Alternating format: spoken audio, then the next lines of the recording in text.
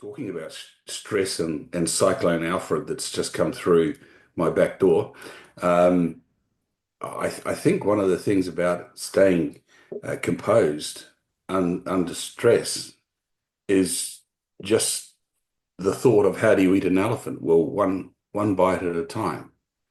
And it's important that you keep your composure and your clarity around that and what the bigger picture is, so as that you are able to function.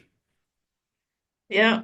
And here we are for our listeners. We're going to talk about how to stay composed under pressure, and obviously, mostly related to the business world. But we just had Cyclone Alfred in northern New South Wales and Queensland, and John happens to live there. So um, yeah, he got away with it with a little bit of damage and maintaining composure. I get that a lot. I mean, especially leading into this conversation. That's why we probably had the conversation. So I had, many people in the past couple of weeks, how do I maintain my composure? How do I stay emotionally, stable when all of this is happening? And they were referring to work scenarios and instabilities and redundancies and all these stresses that we are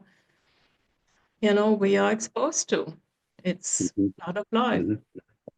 Well, we face these stresses on an everyday basis, not always redundancy and that sort of thing, but you can be sure that somebody out there is looking at that, looking at the business performance and going, well, this is not good.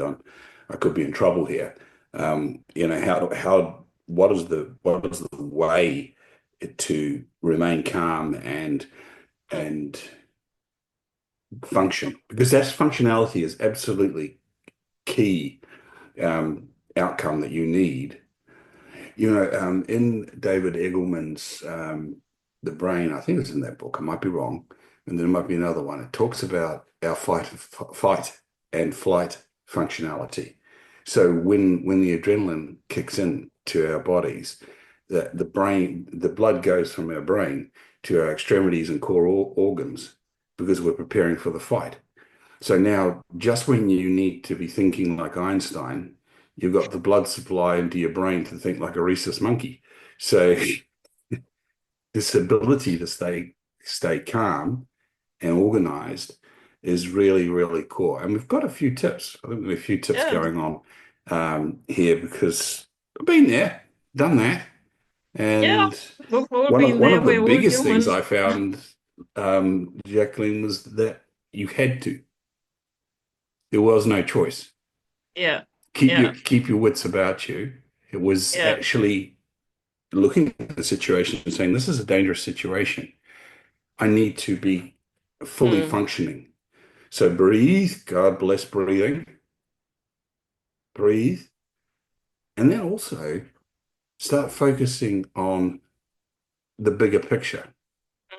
Because often I find that people who are stressing out, looking at they suffer from myopia. They're looking at just the problem. mm, They're not looking at the bigger picture, like their team, who's there to help.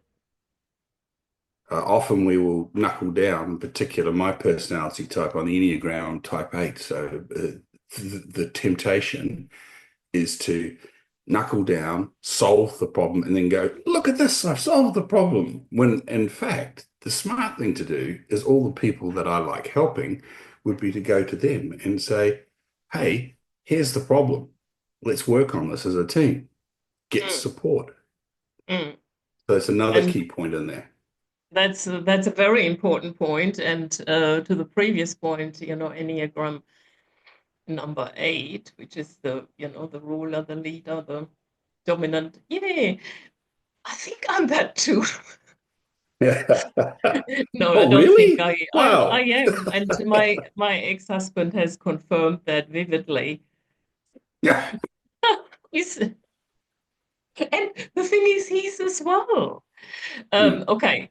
Aside that aside, Yeah, I mean, all the points you've listed, I mean, are so valid. I just want to crawl it back again and start with the, breathing is Mm, so important. I mean, even when you said breathe, I took a nice deep breath because sometimes even in everyday life, we forget to breathe. mm, And it's actually good to have that as a bit of a practice. I've trained myself in certain situations that I've refocused on my breathing. For example, when I stand at a red traffic light in my car, I mm. have now trained myself, red traffic light, breathe, just to remind myself. But So then you can um, actually enjoy the red traffic light. that's right. Oh, great. I can I get breathe to, now. yeah, because you actually give your Oh, body a pleasant sensation. It's really it interesting. is. Yeah. It And you is. stay de-stressed. Does it work when you're running Absolutely. late? Well, as you said, we have a little toggle switch in our brain. And the toggle switch Yeah. is if we are emotional, we cannot think clearly. And it is a toggle. So I also want to talk a little bit about this. When you are in the situation that your anxiety is washing over you and you have these feelings, these emotions, one thing we also inadvertently do is we internally put resistance against it, as in I shouldn't. Oh, let's focus on this. But the thing is, it is important also with the breathing to then acknowledge, okay, I'm anxious. Right now I'm Hmm. anxious, or this person has triggered me. I'm emotional. I'm frustrated, I'm annoyed. The first step to acknowledge it. And then rather than sort of putting this internal resistance on what we do, see, resistance, keeps it there. We just want to do like martial arts. We just, step aside. We just, okay, I've acknowledged it. I'm breathing, I'm anxious, and let this emotional part flush through your body. And it usually only needs a couple of seconds. We're Hmm. just so used to hold on to it, and then we can hold on to it for days. If someone has triggered us and we Mm, are angry with the person, let's say, and we're not resolving the anger, this can mhm, linger around. So mhm, that is sort of, we're all human. We all have these feelings, and these feelings you want to lean into, as you've already explained, and you want to understand, well, why do I feel anxious? Oh, I've now been asked to run this project. I've never run a project before. And mm. then the anxiety keeps us focused, as in the fight and flight. And then, yeah, how about that? Asking people for help. That's a Mm. really good one. I mean, rather than, no, I have to do this. No, see if you can get some help, some relief. People love mentoring others. We've done this at work a lot, and you would have. And it releases this stifling anxiety, and the And relationship with anxiety and emotions is it's telling me something. It's keeping me sharp. It's keeping me focused on something, but you don't want it to be dragging you down. yeah, Mm. and I think one of the key things to remember here is that a good leader is not necessarily the one with all the technical skills. They're the Yeah, one that can draw the people together to contribute. And so if you are under that stress and you're saying, okay, this is the mountain that's in front of me, firstly, one step at a time. Secondly, think rationally, what do I need to solve this problem? Where can I find those resources? Who has exactly. them? Because, the worst question you can ever ask is the one you don't ask. Mm. All right. When you don't ask and you try and struggle on without trying to get that help, that mentoring, that extra resource or whatever, then you're really increasing the chances of your failure. Yeah, And then you can be held accountable for not reaching out, for yeah, not knowing your own limitations, because that is what you would see in an immature leader would say, okay, I have to perform, I have to be at the front, it has to be me. No, it doesn't have to be you. It has to be solved. As Lao Tzu says, that the best leader is when the job is done, the people say they did it themselves. that's right. So be And the best leader and get the people involved. and I think that's often a misnomer or a misunderstanding of what leadership is about, also management. It's not, Hmm. it's you as a leader or a manager, you allocate resources and you make sure that the people have the environment and the tools and everything that they need. And obviously, your feedback and input is valuable, but you're not the only one. And Mm. it can really, it also creates a really good team environment. I remember when I was a younger manager and I was running this first really huge project as I put my hand up for it. And then I saw, oh my God, we're in a pickle here, that there's a lot of risk coming to the forefront, which we knew about. And I also came subject to anxiety. And then I just reached out and asked for help. And you Yeah. wouldn't have an idea how willing and how happy the team was to help. And the next morning, they came up with a solution, a plan forward, an option B. And I thought, oh, yeah, how Mm. cool is that? And yeah, And then what you've also done is you've empowered your team. so sorry, You've empowered your team yeah, by absolutely. by Yeah, by being comfortable with your vulnerability and saying, "Here's the problem. This I can't do on my own. I need your help." They rise to the occasion, and then they walk away going, "Gee, aren't we, the team, good? Isn't yeah, Jacqueline a great leader? Because she brought the best out on us." that's right. Never be afraid of having people working with you or for you that you think are better than you think are smarter than you, and you think that they're the bee's knees. That's who you want on your team. That's who you want. Yeah. You don't want And people who you're always smarter than, and you've always got better ideas. What's the point? yeah, it's like it's so annoying and and then they don't feel validated and acknowledged. And the Mm, good thing is then I had a plan to go to my manager and say, here's what the team came up with, and so I can look good as well. And yes. I always found it very important to acknowledge whoever's done the work, Hmm. individuals or teams, to acknowledge them for it. Yeah. Some of the things I've always done, I just cannot claim it if I haven't done it. No. Um, but I And can it's own it if foolish. I've been part of it. Yeah, it is foolish, but it does happen It a lot. does happen, and sometimes it can happen inadvertently because the leader concerned is unaware that they're doing it. Yeah, They yeah, talk about me rather than we, and they yeah, talk yeah, about I. So as that it comes across as if they're taking the credit, yeah, and it's fine to take your share of the credit. But again, if you want high performance teams, which we all need, because we all know that teams outperform individuals, right? If that's what you want, then you're going to have to empower them to do that. And that means humbling yourself and being vulnerable and asking for their help and pointing out how great they are and how you have an expectancy they will be able to help you. yeah. And they do acknowledge you for it, and because they also like to be challenged and resolve issues and have a feeling of success and a feeling of being a contributor to the team. And it creates, I mean, such an amazing team environment.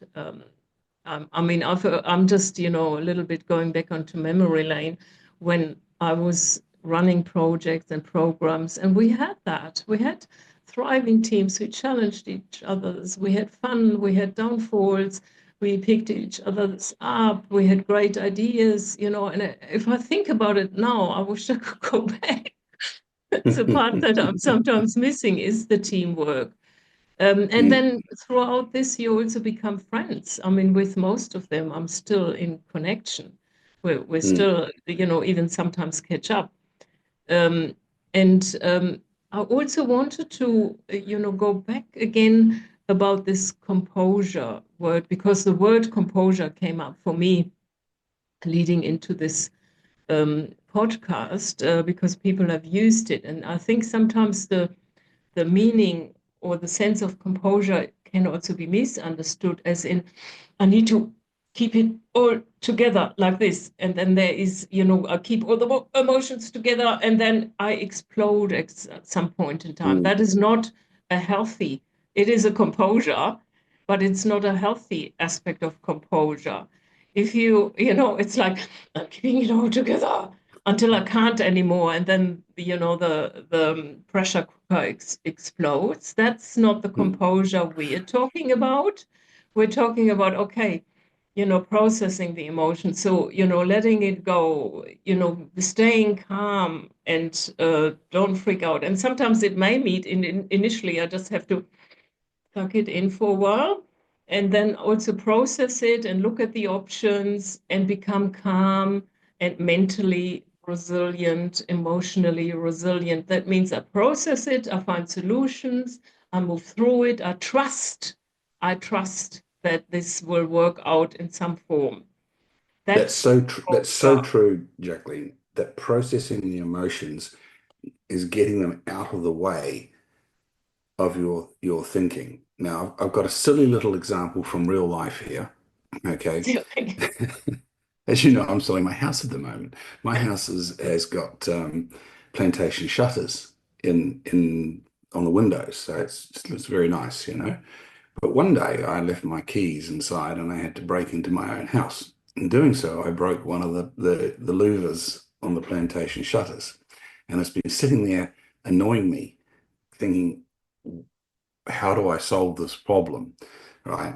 Come selling your house, you now have to have everything perfect. So I needed to solve the problem. Um, and of course, in the flurry of what's been going on here in the last couple of weeks with the hurricane, the cyclone coming, putting the house on the, just throwing and moving, humping furniture, bedlam, right? Absolute bedlam going on. But what I did is I had to find the time to deliberately tell myself, John, you can't be reacting to all this noise and solve this problem. This problem stumped you for over a year so far. So, you're if you're going to have all this noise. So I took myself away and I thought, how do I solve this problem? And the way I solved it is I started thinking, okay, I had to get at some sort of mechanism into the where the axle on the lever had been broken. Okay. Um, and it came to me. It just came to me. A pen, these types of pens, they have a cap on the end, and the cap has a tail, and it's solid at one end and tapered at the other. So I cut that little cap off, put the solid end into the frame, and then popped the louver back onto the soft end. Works as well as any of the other louvers now. It just came to me. I don't know why I started thinking that, okay, that's the solution. So I think this is encouraging people just to find that calmness. That is so important. Allow that emotion to roll through. If you are feeling emotional, know it, acknowledge it, because denying it's not going to do anything. It's just going to keep you in that emotional stew. It does. And your brain will not be working because you're busy triggering fight and flight. All you've And got to know is breathe and calm down and take your time. We're not going to react because that is to do what we might have done in the past based on the pattern we're seeing in front of us now. That might be right, but we need to know that it's right. yeah, So take the time to respond, as in ponder, as in think. and And that's and I that's only going love to work if your you're not panicking. I love that little solution. I have these, I mean, I'm a little bit of a handy woman, a little bit. I do find these little solutions to these little problems, like Mhm. similar to what you found, and I'm so always so happy when I've resolved it. with such a primitive or simple, I wouldn't say primitive, simple solution. And what was I going to say? Oh, right. What is also important is sometimes to step away for a little while. Um, Mhm. Even if it's 5 minutes. I mean, I knew back in the days, often at the end of the day, the CEO would come, we have a problem, can you stay back and can we have a meeting about it? And I'm like, oh, I was just going to go home. And I had my handbag already in my in my vision to go home. And what I said, okay. And I often would take 5 minutes and walk around the block. And Mhm. just, decompress, have a minute, just clear my mind. Okay, we're going to have a meeting, we're going to resolve an issue. So I'm not, kind of come from the busy day and my frustration that I now have to go into a meeting and let it out. And as you also demonstrated, if you step away, I often have my best ideas when I'm driving and I'm not thinking about these ideas. Like you, they just come to me. And that's sort of the way it also works, because then the mind is freer and a new idea can enter the mind. And yeah, Look, I that's think one of the things that I'm hearing in what you've just said there is trust yourself. Trust yourself, because if you're going to walk away in crisis and take 5 minutes out, and that's an awareness thing. You're going, okay, I need to just process. It's processing emotion. Walking in action is really, really good at that. What's not good is sitting at your desk and drinking another cup of coffee. That's not good. So, get it's, up. And look, honestly, that's I've just made some notes here, Jack. So trust yourself, trust your team, look for the bigger picture, ask for help and resources, right? And trust the universe. yeah, it Like, I don't always know why I thought of that pen cap and cutting the end off it, but I did. And that's not, and that's just, this is what happens when you free your mind. It is. It is. And it's so satisfying to have that solution, isn't it? I mean, I love Yeah. these solutions. And and also stay in communication.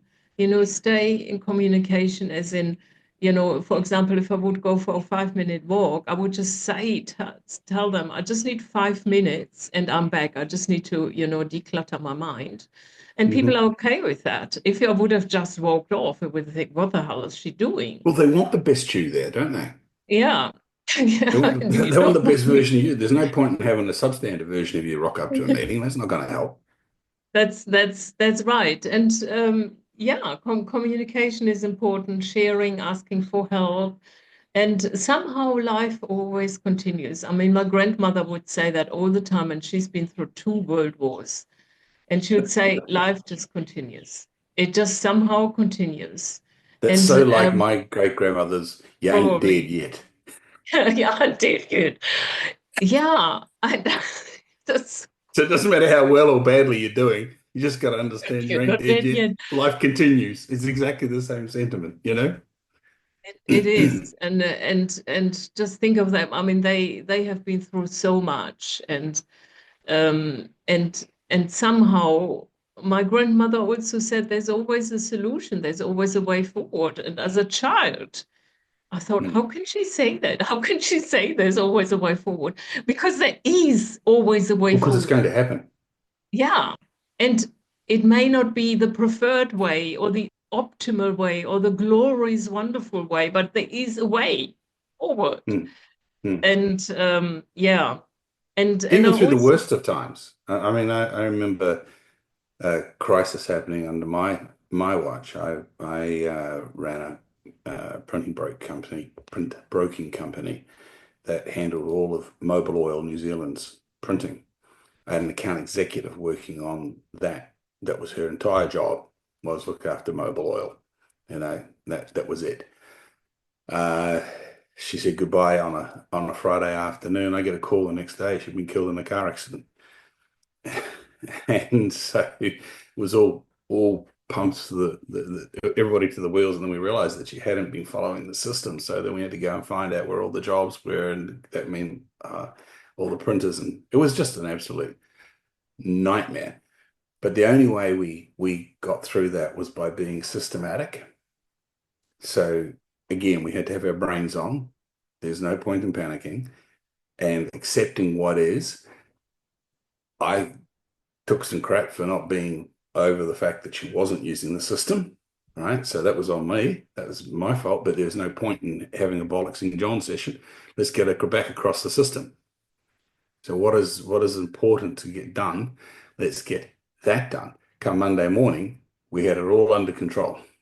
So the client, and because obviously when somebody dies like that, and then you got grieving clients because she was very well liked, so you've got to go around and tell everybody what's happened, and it's one of the most difficult things I've ever been through in management, but it only worked because the leadership team kept their cool Yeah.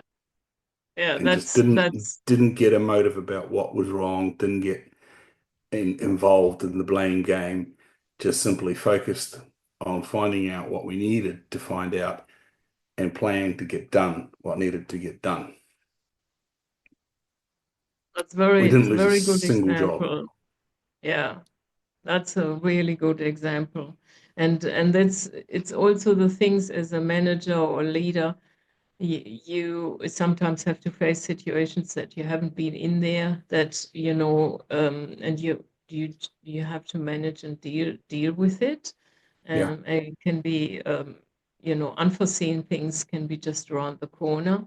And yeah, I like the idea, keeping your cool one step at a time, and trusting you will get through it. Mm. And yeah, And also being okay about the possibility that whatever you're about to try, it may not work. yeah, Right? So it's an idea, it's a thought, it's the group's decision to say, okay, we think this is it. And sometimes as a leader, you'll have to make 50-50 calls when you can see as many reasons not to do something as you can mm, to do it. And then you've got to rely on your gut. You got to rely yeah, on your experience. And you got to rely on, but be okay and understand that it can go wrong as well. yeah, And I think there's another thing that comes in here, like it has to be trust in the upline as well. Because if they get involved in blame games, then that's going to make it really, really difficult yeah, for somebody to stay cool under pressure. yeah, Because it's like, yeah, oh, if I get this wrong, I'm going to cop it, yeah. you know? But it's just And about every podcast we do comes down to this point. If that happens, so long as you yeah, can that does. recount your situation, that the decisions you've made and how you've behaved and how you've acted in these matters, then you've got your best defense, either in that job or in the next job. And people say, "What happened?" That's Well, this is what happened, you that's know. that's right. And accepting it and being okay with it and doing better the next time. That's also Mm, part of composure. mm, Um, we do sometimes get it wrong.